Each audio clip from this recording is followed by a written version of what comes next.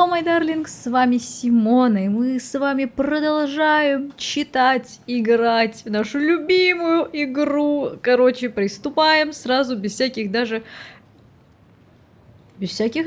Что? Вот сами придумайте, без чего.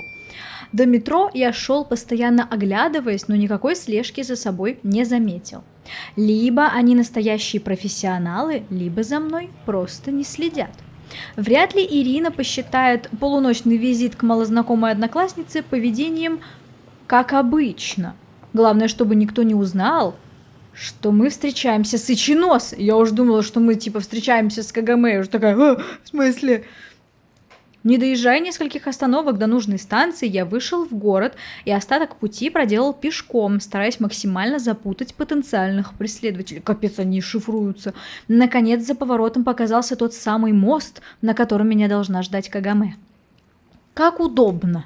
Рядом с ее рестораном, а вот мне добираться добрый час, а с учетом всех обманных маневров и того дольше. Блин, а я что? Закрываю эту женщину с собой. Так, just a moment, я должна сделать превью. Когда я поднялся на мост, Кагаме уже ждала меня, но что-то в ней было не так. «Привет», — неуверенно позвал я. Она обернулась, и тут все стало понятно. Под глазом у нее сиял внушительных размеров фингал, плохо прикрытый челкой. Что случилось? Упала. Вот эти падения на глаз. Сразу вот так вот. Ответила она, старательно пряча лицо. На чей-то кулак? Какая разница? Большая. Возмутился я и попытался подойти ближе, но Кагаме тут же отпрянула. Не знаю, что ты там себе возомнил, но между нами ничего нет и быть не может. Я с вами полностью согласна, девушка. Лучше направь свой энтузиазм на Кобаяши. Мне пришлось сделать над собой усилие, чтобы не наорать на нее. А за что на нее орать? Я сейчас не поняла. Вообще язык криков мы не понимаем. Да? Окей. Давай так. Я понимаю, что ты... я понимаю, что то, что ты услышала утром, может показаться неожиданным, но я говорил чисто гипотетически. Я не жду от тебя взаимности. Блин, я не то хотел сказать. Опа, мужик возник какой-то. Меня спас темный силуэт. Ну ладно, этого, по-моему, наверное, должно быть видно еще. Так, вынырнувший из ночного мрака Николай-кун, Кагаме-тян, Ичинос-сан, я сразу узнал знакомого отца, хотя, кажется, он заметно постарел. Да что такое? Угадайте, как говорится, что я забыла сделать. Спасибо большое. Он заметно постарел с последнего раза, когда мы виделись. За вами следили? Нет. Кагаме лишь покачала головой. Не знал, что вы знакомы. Обстоятельства вынудили. Да какие обстоятельства вы в одном классе учитесь? Алло! Корпорация. Многозначительно протянул он и достал пачку сигарет. Ичиноса выглядел как будто даже чересчур спокойным, и это меня немного насторожило. Простите меня, дети, я думал только о себе. Ичиноса-сан, вы о чем? Я многим обязан твоему отцу, Николай. Мы были друзьями, и твоему тоже, Кагаме-тян. Я знал, что рано или поздно за мной придут, и готовился к этому, но ведь опасность угрожала не только мне.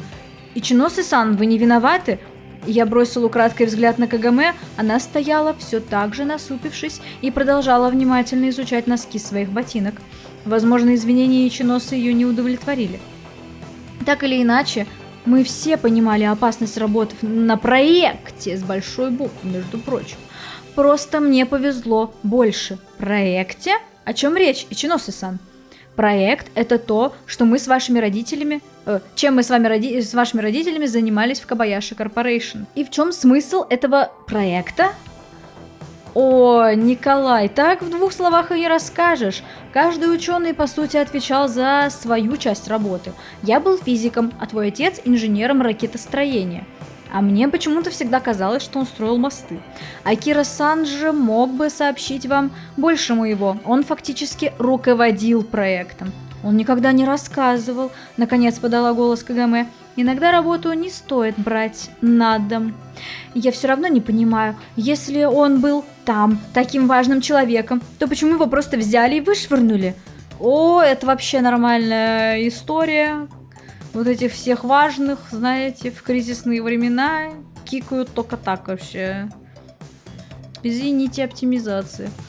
Это опасные люди, Кагаме-тян. Для них жизнь отдельного человека ничего не значит. Когда Акира-сан выполнил все, что от него требуется... «Не говорите так!» – вдруг закричала она. «Кагаме, давай только не сейчас!» Она подняла на меня глаза, полные слез, а в ее взгляде читалась отчаянная мольба о поддержке. Но не найдя у меня понимания, она вновь уставилась себе под ноги. «Ичиносе-сан, у меня есть еще один вопрос». «Да-да». Я не был уверен, что говорить об этом при Кагаме было хорошей идеей, но другого шанса мне могло и не предоставиться. Вы знаете кого-нибудь по фамилии Винтерс? Винтерс. Он задумался. Да, я знавал женщину с такой фамилией, но она значительно старше вас. И чем же эта миссис Винтерс занималась на проекте? Детали пазла начали выстраиваться в страшную картину. Нет, я не думаю, что она имела какое-то отношение к научной части проекта. Она скорее была администратором с американской стороны. С американской стороны? Ты же не думал, что над проектом работают только японцы? Это нечто большее, Николай. Можно сказать, наднациональное. Я ничего не думал, Ичиносе-сан. Неделю назад я считал, что смерть моих родителей – случайность. 3 дня назад я считал, что, по крайней мере, собственную жизнь я контролирую. Час назад я был уверен, что мой отец строил мосты. Мосты, Ичиносе-сан, не ракеты. Николай, я понимаю, что для тебя это тяжело. Тяжело, ухмыльнулся я. Однако тяжелее всего было понимать, что в тот момент я думал не столько о смерти родителей, сколько о том, что в ней может быть виновата мать Кэтрин, а значит и она сам... Откуда этот вывод? Откуда этот вывод? Типа они все знали, что проект опасный. Значит, мама это работала вообще, то есть она даже не имела отношения к физической, к научной там какой-то части этого проекта. Уж тем более ее дочь, это вообще, это еще отдельный разговор. Типа, а в чем прикол? А тогда и Ичиносе это точно так же виноват, как и мать Кэтрин. Почему его мы слушаем и говорим: ой, да, ой, как хорошо, что вы извинились, слава богу, спасибо, пожалуйста. А мать Кэтрин такая: ну все понятно, она виновата в смерти. Я, может, опять чего-то не понимаю.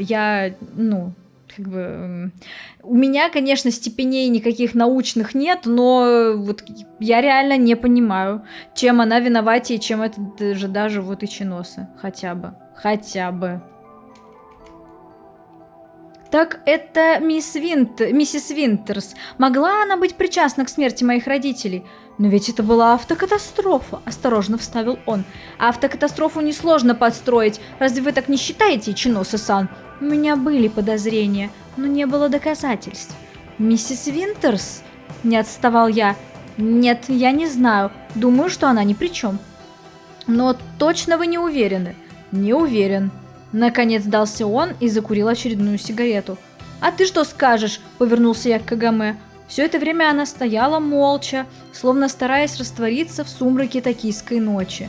«А что мне сказать?» «Не знаю, ведь это твой отец пропал. Моих родителей уже не вернешь, но... Ай, ладно. Мы не могли мерзнуть здесь до утра, пока она соизволит прийти в себя, так что я взял инициативу в свои руки. Ичиносе-сан, вы знаете что-нибудь про ее отца? Где его могут держать?»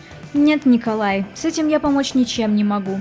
Я простой ученый, а тут нужны люди с большим практическим опытом. Однако я все равно хочу вам помочь. У меня остались кое-какие бумаги по проекту. Сам я все равно собираюсь покинуть Токио навсегда». «А чего это? Так что мне они теперь без надобности». Без надобности, и, естественно, я же уже буду не в безопасности, я же уже из Токио смотаюсь.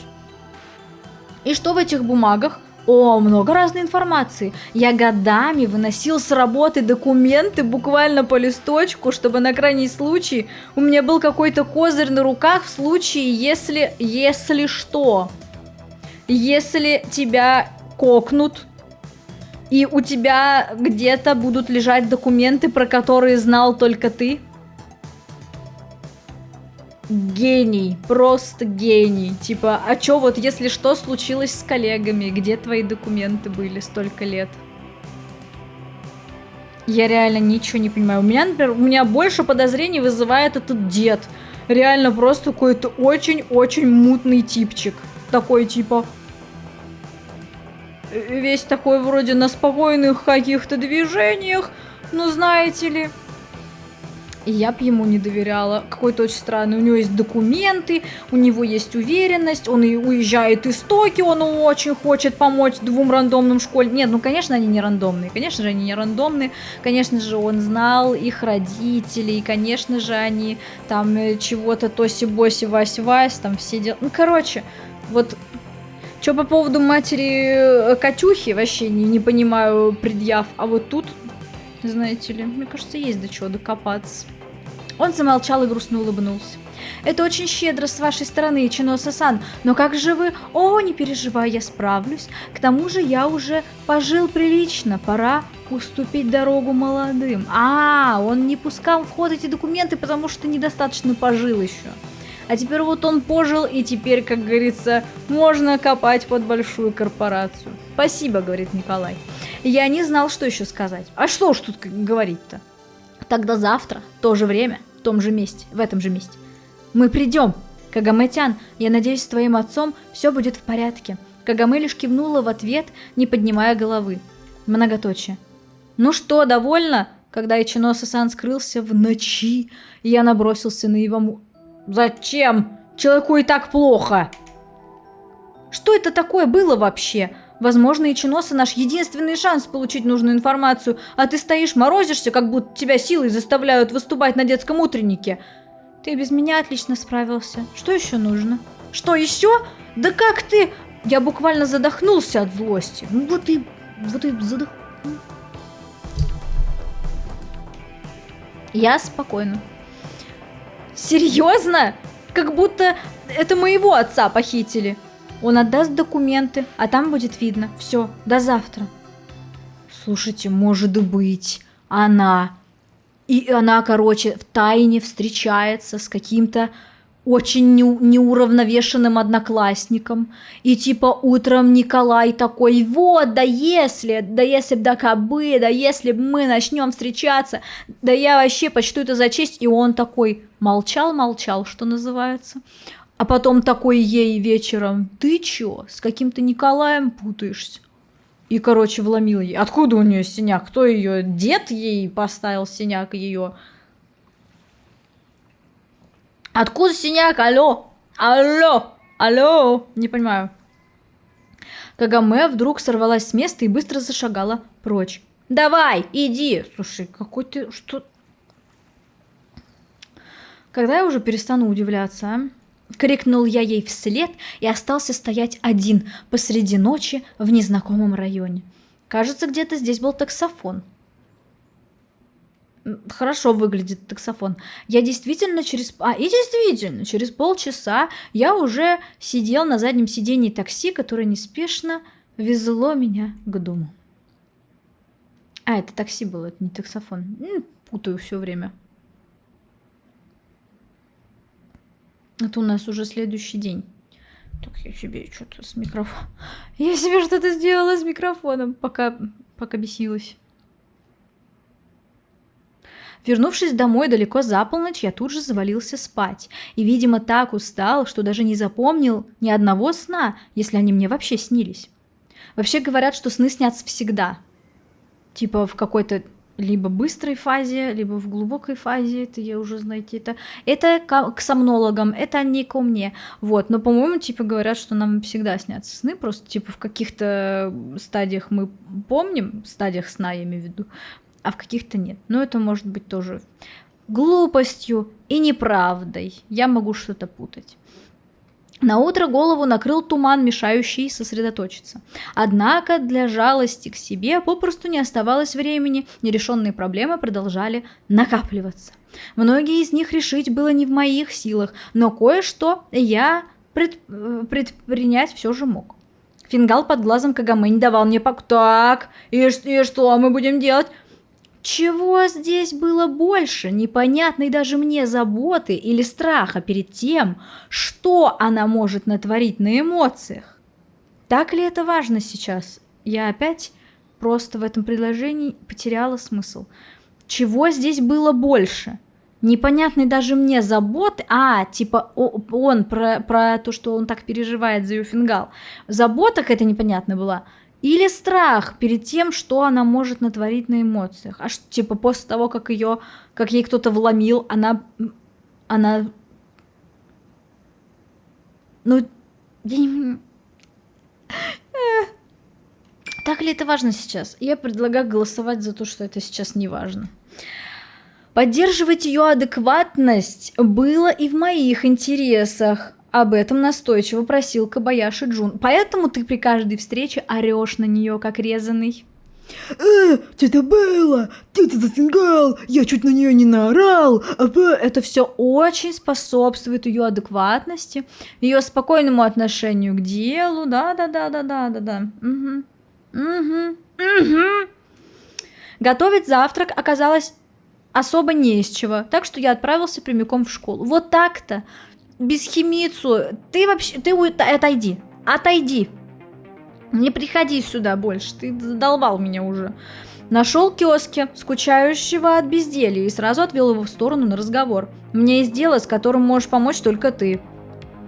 Я доверительно приобнял его и наклонил голову пониже, чтобы тот лучше меня слышал. Речь про Ивамуру. Только стоп! Сразу скажу, я не намерен выслушивать ваши нотации, как вчера. Ник, да мы... В общем, все. Ее ведь травят, да? Кёски ответил не сразу и вообще выглядел весьма озабоченным. Оу май, может быть, он был озадаченным? Не, ну ладно, озабоченным тоже говорят, но... Просто это смешно. Ну да, наверное. Кёски, я не собираюсь тебе мораль читать. Мне просто нужна информация. К кому мне еще обратиться, как не к тебе? Ник, ты уверен, что хочешь еще глубже влезать во все это? Ты не понимаешь. Может, я и не понимаю, но я понимаю вот что. Ты собираешься бороться не с конкретными людьми, а по сути с силами природы. Возможно, мне тоже жалко Ивамуру, но разве ты хочешь занять ее место? Что? Ник, ты же понимаешь, что мы учимся не в обычной школе, а даже если бы и так, всегда найдутся люди, которым нужно изо дня в день подтверждать свой статус. Избивая других? Что? Нет! Я обернулся и быстро окинул взглядом класс. Кагаме еще не пришла. Скоро сам все увидишь. Да, я думаю, она не придет. Ник, я просто пытаюсь защитить тебя от необдуманных поступков. Вот и все. Ты можешь считать, что поступаешь правильно, из лучших побуждений, но в итоге все станет только хуже. И для Ивамуры-сан, и для тебя. Я ценю твое беспокойство. Кёски посмотрел на меня с такой болью в глазах, что мне тут же стало совестно за то, как я вчера мысленно ругал его с Майклом. Ладно. Наконец вздохнул друг и потащил меня в коридор. Кажется, тут нас точно никто не услышит. Итак, конечно, опять людей-то в коридоре не нарисовали. Ты должен знать Акиру-сан из нашего класса. Акиру. Асакуру. Допустим. Я с трудом припомнил, что это девочка, которая сидит рядом с Майклом. Ник, ну серьезно, соберись. Ведь она тогда была с Эли-самой в столовой. Видимо, он имеет в виду инцидент с апельсиновым соком. Так. И не одна. Там было несколько девочек. Например, Кавашима-сан. Я знаю. Откуда? Тут же сощурился Кёски. Откуда? Напялив на лицо хитрую гримасу.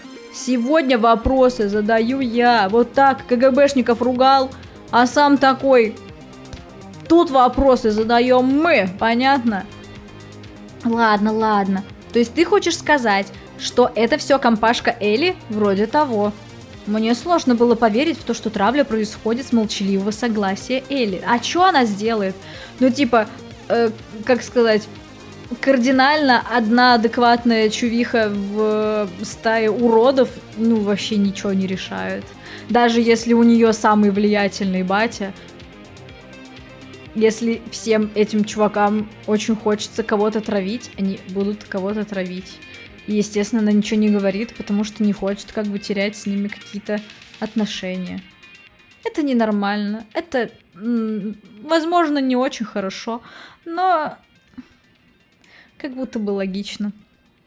Но и в то, что она вообще ни о чем не знает, тоже верилось с трудом. Да, конечно же, она в курсе. Что за бред?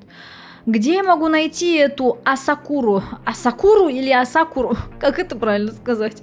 В классе я ее не видел. Они сейчас могут быть за школой, напротив бассейна, в дальнем закутке. Понял, спасибо. А что они там делают в закутке? Ник, я тебя предупреждал. Бросил он мне вслед.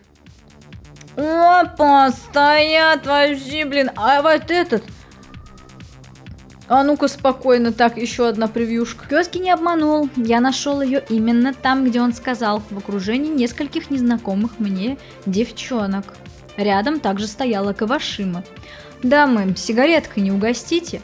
Носи свои. О, а как же вот эта сигаретная карма? Что типа все курильщики обязательно делятся сигаретами, если это не последнее, потому что когда тебе будет надо, тебе тоже никто не даст, если ты не дашь. Что это такое? Я, кстати, вообще не курю и вам не советую. Если вам нужен мой совет, конечно, по этому поводу. Брезгливо бросила в ответ одна из них. Асакура, Асакура, стой, а я ведь тебя знаю. Ты в моем классе. Виноват, моя фамилия Анохин, к вашим услугам. Ну и что тебе надо? Когда я шел сюда, то, кажется, имел в голове достаточно стройный план действий, но в последнюю секунду растерялся. Возможно, то, что я собирался сказать, правильно по сути, но кто я такой, чтобы обвинять их? Ни их отец, ни учитель, ни полицейский и даже не хороший знакомый. Однако под лежачий камень вода не течет. И я хочу, чтобы вы отстали от Ивамуры. От кого? Это та нищенка из моего класса, ну, которую мы вчера... Вот гнида малолетняя, вообще. Она не закончила, лишь еще шире ухмыльнулась. Ну ты дрянь вообще. А тебе до нее какое дело? Любовь? Принц на белом коне прискакал, вы только поглядите, коня по дороге потерял. Это вас не касается, просто отстаньте от нее, она вам ничего не сделала.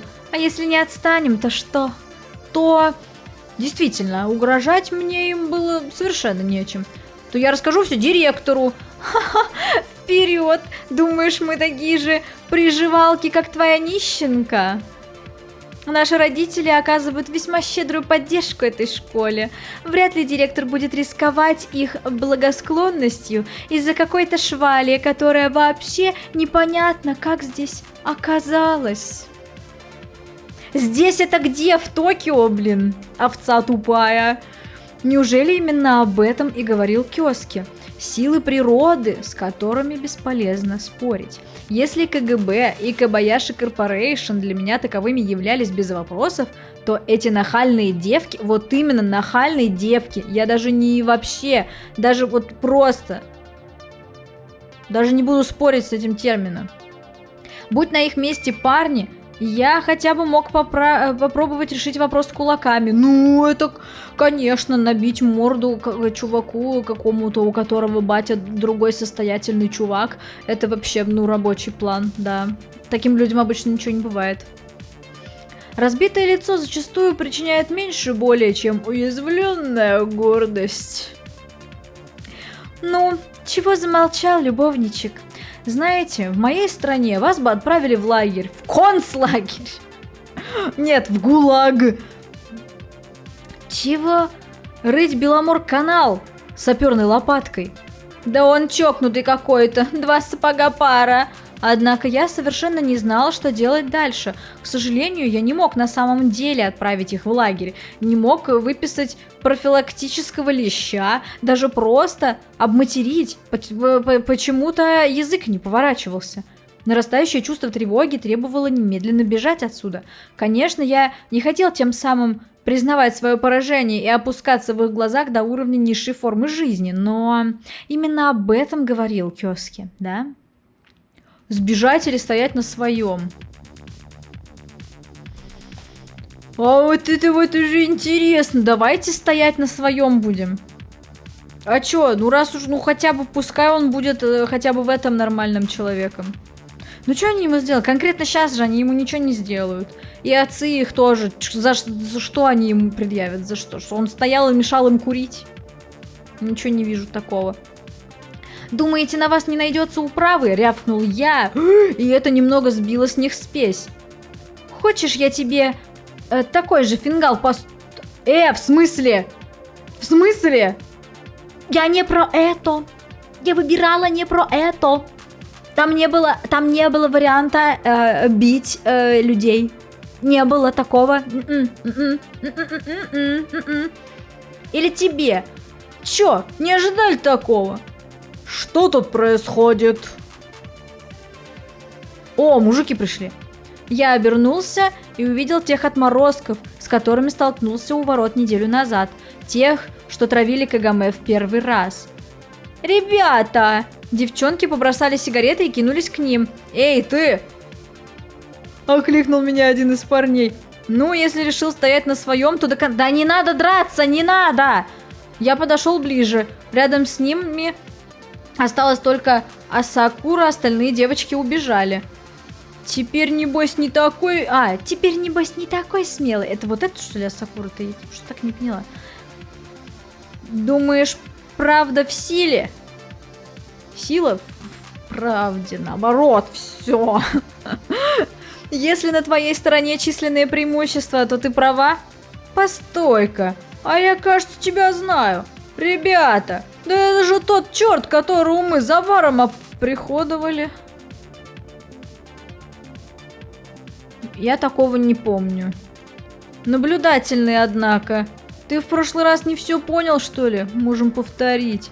Он сделал шаг вперед, по-моему, по анимации он сделал шаг назад, но тут послышался знакомый голос. «Ник!» Майкл подошел ко мне быстрым шагом и встал рядом. «Все в порядке?» На лице гопника отразилась недюжинная мыслительная деятельность. Какого гопника? Мне кажется, его вряд ли можно назвать гопником. Он, конечно, такой типа весь из себя невоспитанный и быдловатый, но да его даже быдлом нельзя назвать. Просто мажор оборзевший. Гопник, мне кажется, какой-то странная терминология. Только руки марать. Конечно, численное преимущество все еще было на их стороне, 3 против 2. Но такие люди нападают только когда чувствуют свое подавляющее превосходство. А просто Майкл, он уже нунчаки крутил в этот момент. Поэтому у них превосходство поубавилось сразу. Он такой щупленький, кто его испугается, не знаю. Риск проиграть для них неприемлем. Да, их получается 3, этих 2. Не знаю. Я поймал себя на мысли, что в какой-то степени их можно назвать хорошими стратегами. Стратегия уровень бог. Идем, пацаны, разберемся с ним потом. С другой стороны, прямо на школьном дворе средь бела дня они вряд ли бы затеяли драку. А Сакура... Не знаю. Ушла вместе с ними, даже не взглянув на меня. Ну что же, рано говорить о полной победе, но первый шаг сделан. Ты мне сейчас буквально жизнь спас. Не преувеличивай. Если только самую малость, Майкл словно чего-то ждал от меня. Не спросишь, что случилось? Кёскер сказал. И ты сразу бросился на помощь? Скажем так, решил удостовериться, что у тебя все под контролем. Слушай, извини за вчерашнее. Я не хотел так на вас наезжать. Нет, мы сами виноваты. Ивамура не заслуживает такого отношения. Если ты хочешь... В общем, это твой выбор. Спасибо! Я искренне растрогался и крепко пожал ему руку. Плакали всем классом. Как бы там ни было, начало положено. Добился я своими действиями результата или нет, покажет только время, а пока берегите себя и своих близких. До свидания. Извините. Но уверен, что в следующий раз они хотя бы вспомнят обо мне при виде Кагаме. Если Кёски с Майклом меня поддержат, возможно, удастся привлечь на нашу сторону других одноклассников. В конце концов, любая революция начинается с одного единственного несогласного выкрика. Я бы так не сказала. Не совсем с этого. А в этой школе давно пора что-то менять. Хватит это терпеть! Не знаю, есть ли здесь еще угнетенные подобно Кагаме. Раньше мне просто не было до них дела. Когда они пришли за коммунистами, да? Кто они? Это, наверное, когда он просто еще курсивом, какая-то цитата, наверное. Может, или из какого-то текста просто выдернуто. Мне незнакомо этот отрывок. Когда они пришли за коммунистами. Не знаю, в 8:30. Что же изменилось теперь? Впрочем, не пытался ли я благородными порывами отгородиться от собственных проблем, решить которые был не в состоянии? Корпорация, смерть родителей, КГБ, даже Кэтрин говорят, что многие великие люди имели скверный характер и в личной жизни терпели одно поражение за другим. Это он сейчас про КГБ или про... Ой, здравствуйте, девушка, извините, пожалуйста. Вы так ворвались в класс, что мне даже как-то и неловко совершенно. У меня не осталось времени обдумать, имею ли я право считать себя великим человеком, потому что на большой перемене в класс вылетела разъяренная Элли. «Ага, вот ты где!» Она подскочила к моей парте и грозно нависла надо мной. Краем глаза я успел заметить Асакуру... Или Асакуру, наблюдавшую за нами со злобной ухмылкой. Впрочем, не она одна. Не каждый день наш класс посещает с визитом сама Элисама, королева школы. «Пошли со мной!» Я не стал спорить, в конце концов, и мне было о чем с ней поговорить.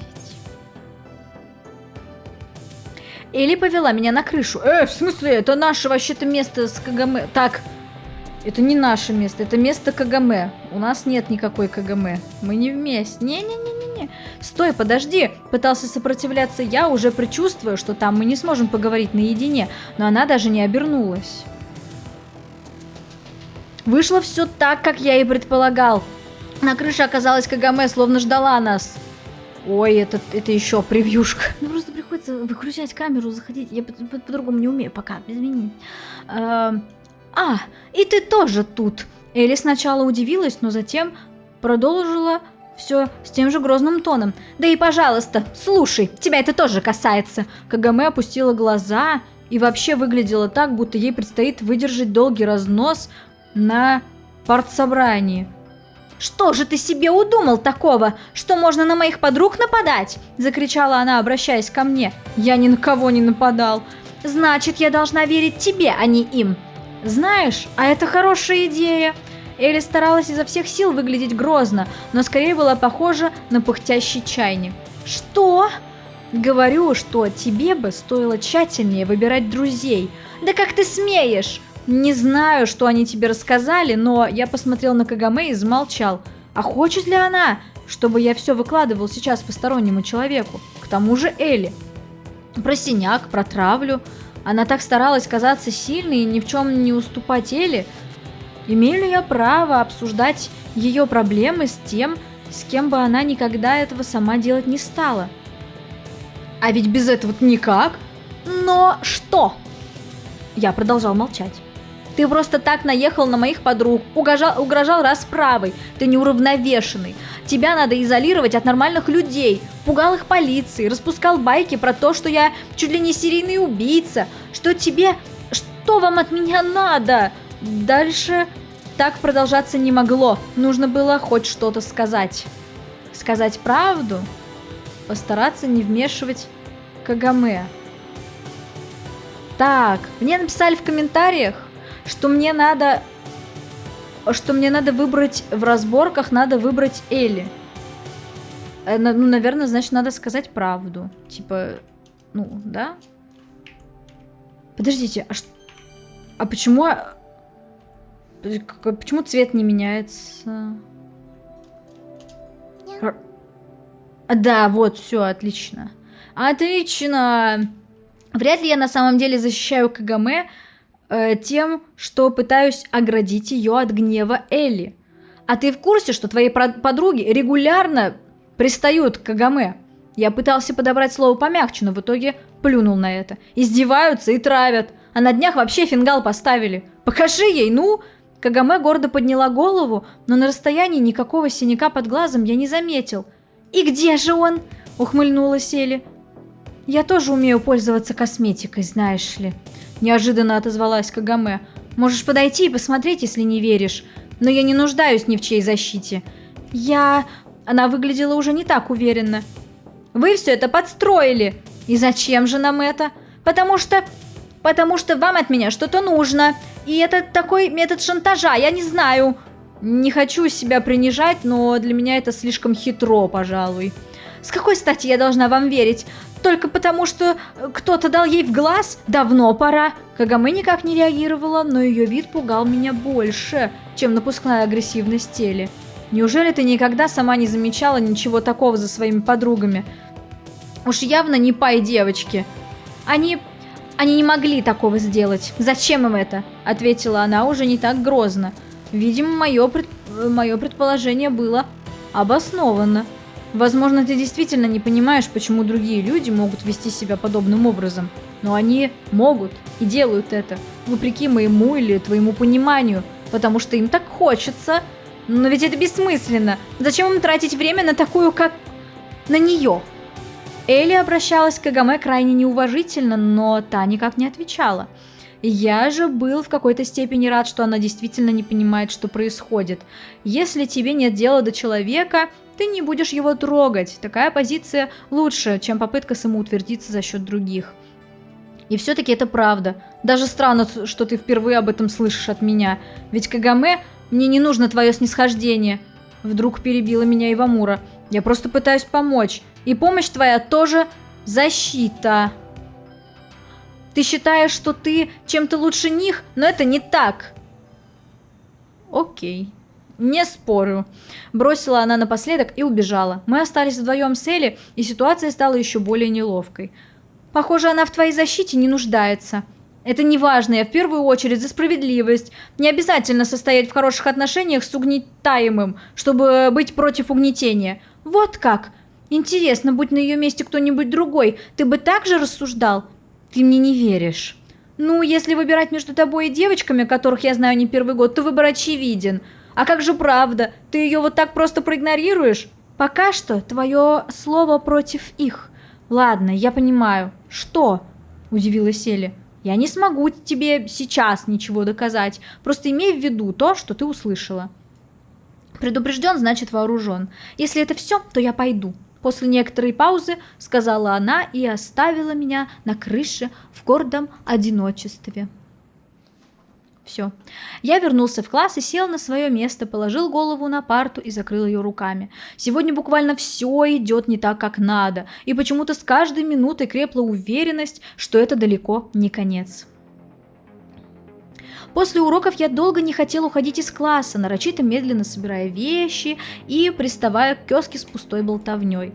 Словно предчувствовал плохое. Так и вышло. Все, капец, ему стрелу за школой забили. Ну вот они и торчат. У школьных ворот меня ждала вся честная компания, Асакура, Кавашима и те хулиганы, с которыми я уже, к сожалению, успел познакомиться, но не удостоил их именами. Далеко собрался. Я был фактически загнан в угол, потому что у меня не оставалось выхода. Пуститься на утек перед всей школой? А чё, драться с 4 человеками? Ну уж нет, лучше получить пару честных фингалов. С другой стороны, они вряд ли станут нападать на меня на глазах остальных учеников, и тем более учителей. «Иду домой», — коротко ответил я.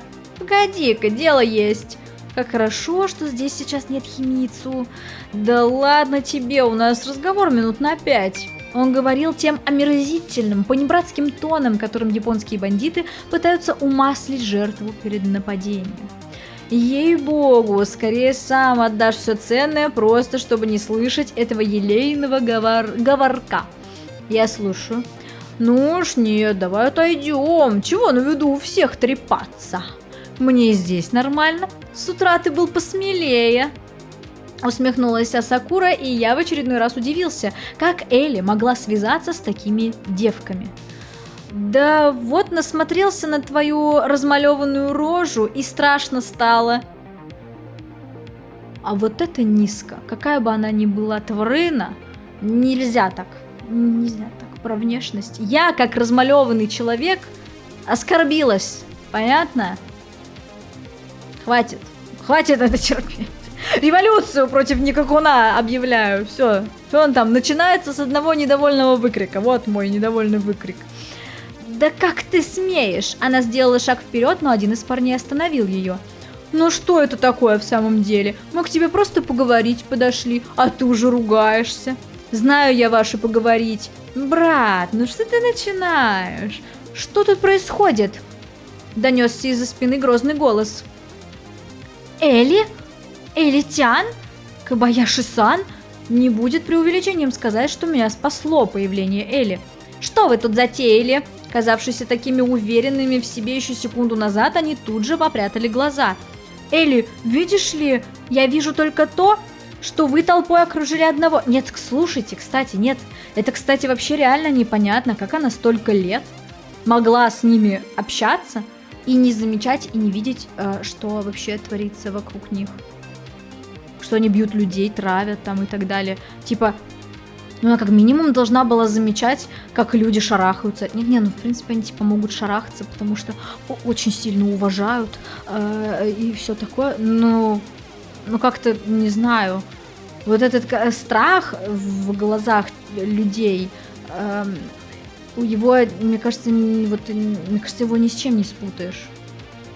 Не знаю, я могу ошибаться. Да, мы ведь только поговорить. И о чем же, интересно? Что у вас общего с ним? Она посмотрела на меня так, будто я тоже в чем-то виноват.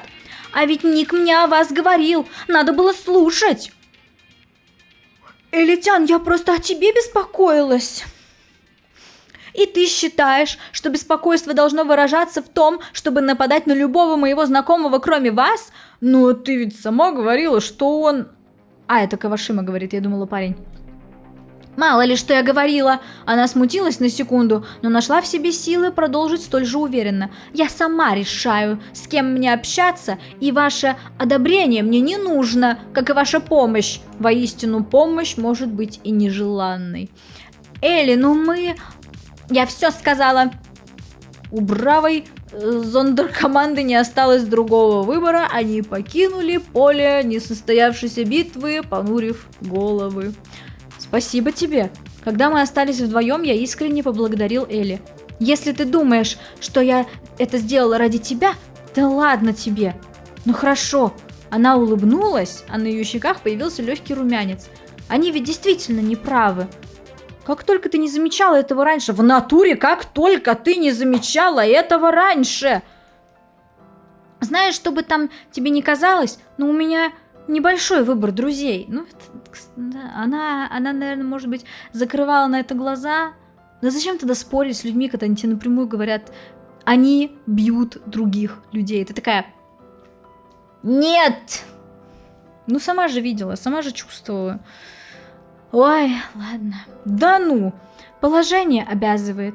Тебя это не очень волнует, когда ты прыгаешь по сцене с гитарой? Это Вы не понимаете, это другое. Ариана, запротестовала она. Да, и в чем же разница? Разница в том, что... Не знаю. Сказал бы спасибо, что я тебя спасла. Так я сказал, да. А, ну да. Да и не во мне ведь главная проблема. Есть люди, которые от них страдают куда больше. Кто же, например, ты что, тупая? Например, Кагаме. Конечно, плохо, что они к тебе приставали. Но ты сам вчера с Кавашимой... Разуйте глаза, ваше высочество, вокруг вас происходит реальная жизнь, а в реальной жизни даже у простых нищенок бывают проблемы, созданные золотой молодежью. Извини, мне не стоило вчера так говорить, я на самом деле так не считаю, охотно верю, просто у каждого есть свое хобби, вот ты играешь музыку, а кто-то издевается над другими. Это не шутки, продолжала настаивать на своем Элли, но уже менее уверенно. «Зачем мне врать? Посуди сама. Чего я добьюсь? А зачем им издеваться над твоей подругой? Ты хочешь моего профессионального мнения как психолога?» – съязвил я. «Я не знаю причин, и знать мне их нужно не более, чем антилопе знать причину, по которой за ней гонится лев. Ты всех судишь по себе, все всех судят по себе, потому что у нас тупо нет другого более подробного примера, ну, как мне кажется. Я просто говорю, что люди бывают разные». Элли ничего не ответила и отвернулась, словно высматривая кого-то в уже изрядно поредевшем потоке спешащих домой школьников. «И я все-таки не могу поверить, что ты ничего раньше не замечала. А если даже и замечала, разве сейчас это важно?»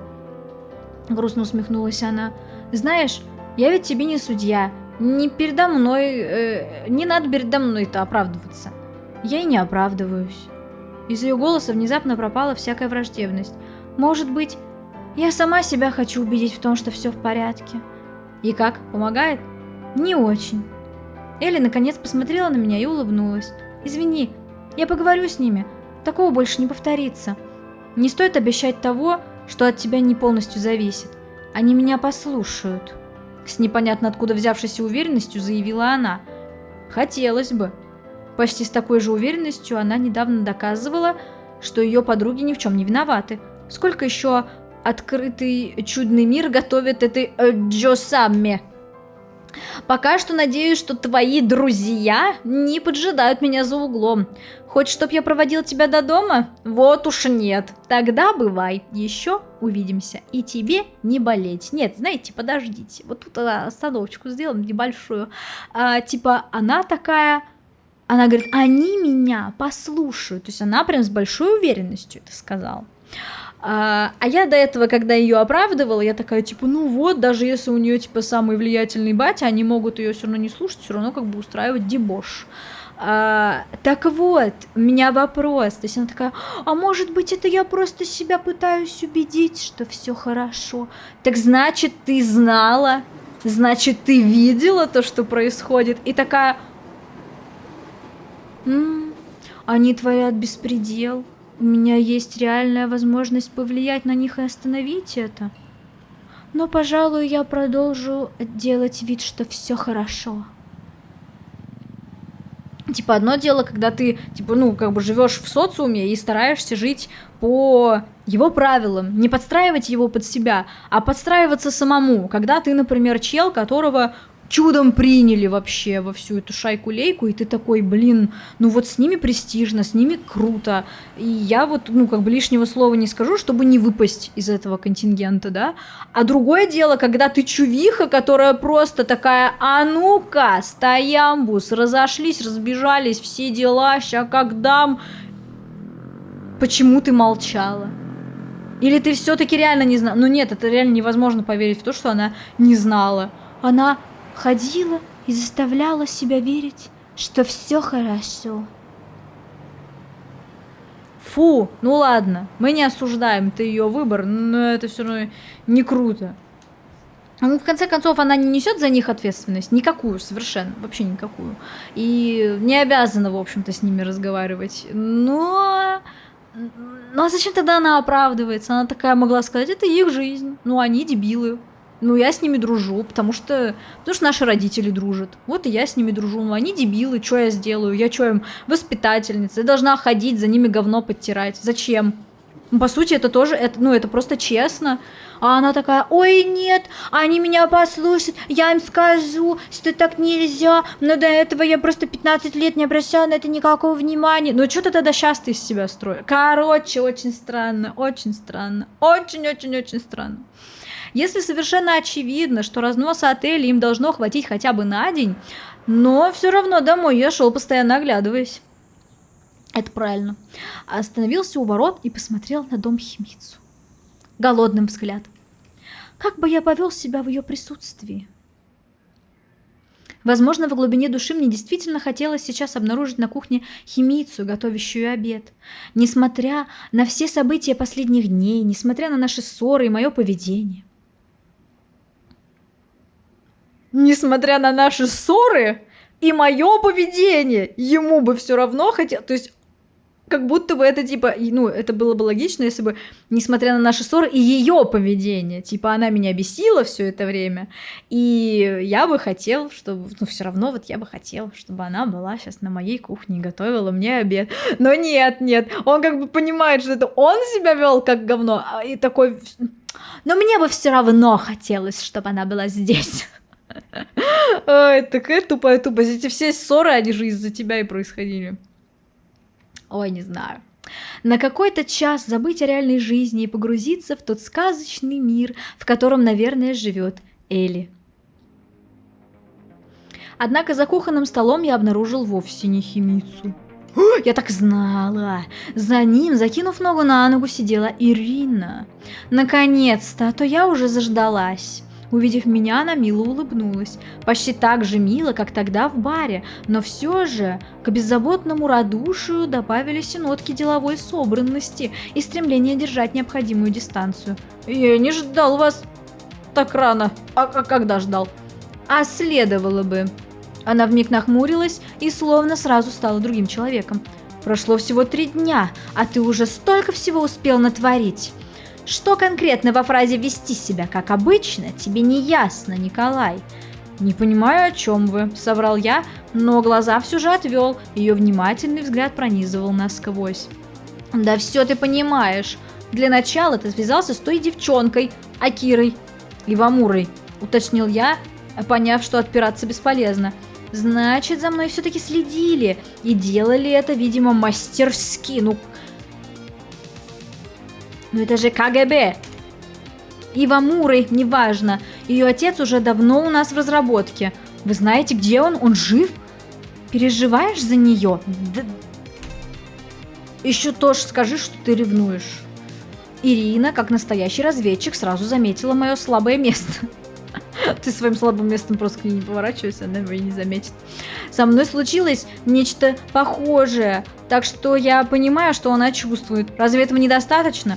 Я старался говорить спокойно, но каждую секунду пытался улучшить момент, чтобы осмотреться, не притаились ли где ее подручные. У нее тоже есть подручные, прям как у меня. Вряд ли она бы пришла сюда одна. И все-таки ей повезло больше. Ее отец жив. Пока жив. Глубоко внутри тут же родилось теплое, успокаивающее чувство, надежда, что все когда-нибудь образуется. И почему новости об отце Кагаме оказались для меня так важны?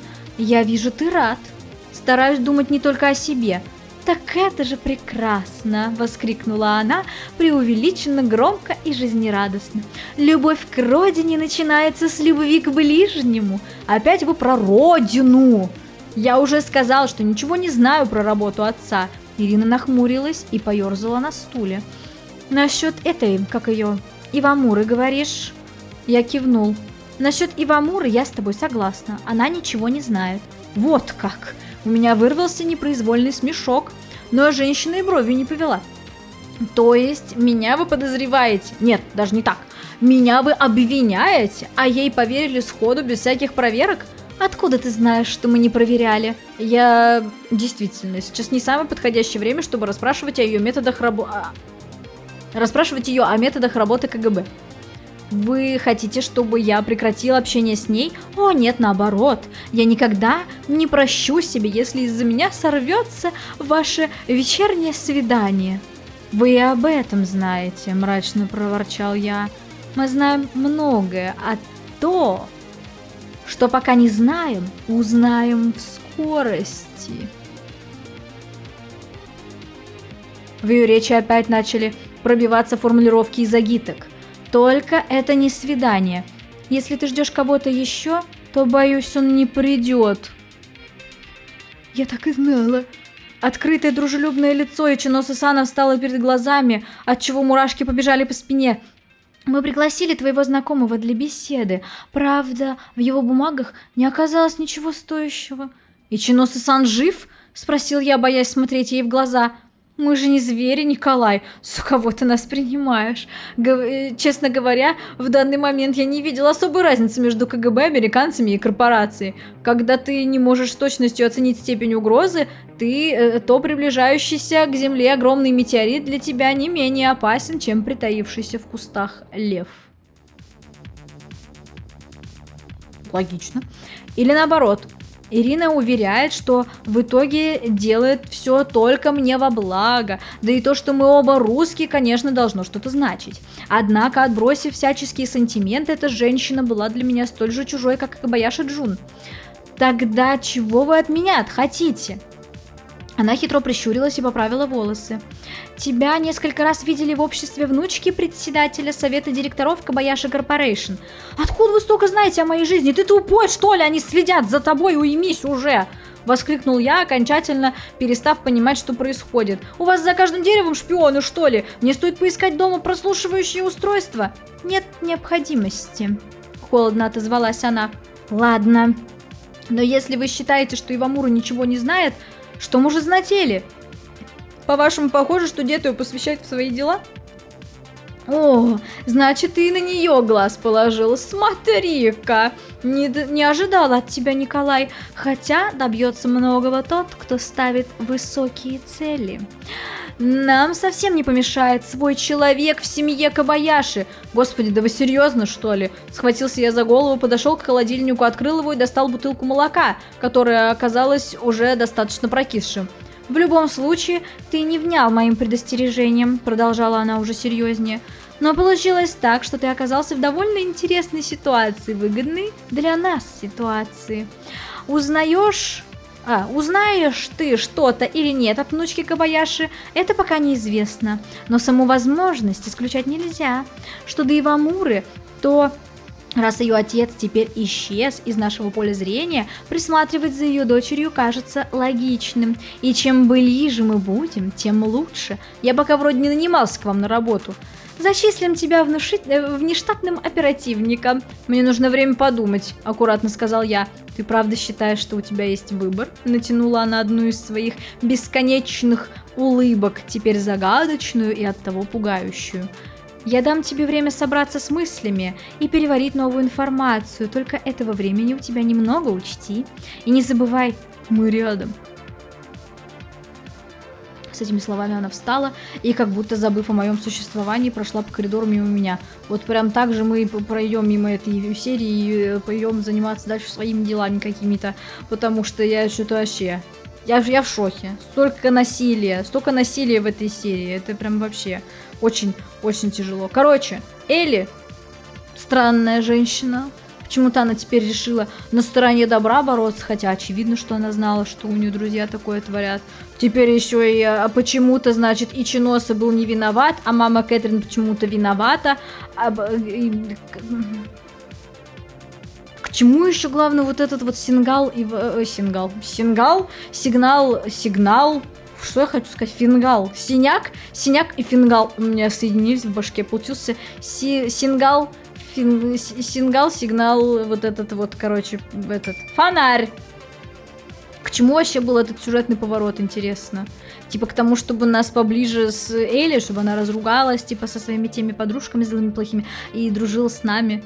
Кто его знает? Как говорится, поживем увидим. А пока подписывайтесь на канал, ставьте лайки и присоединяйтесь ко мне в других социальных сетях. Все ссылочки, как всегда, в описании. Всех уже люблю.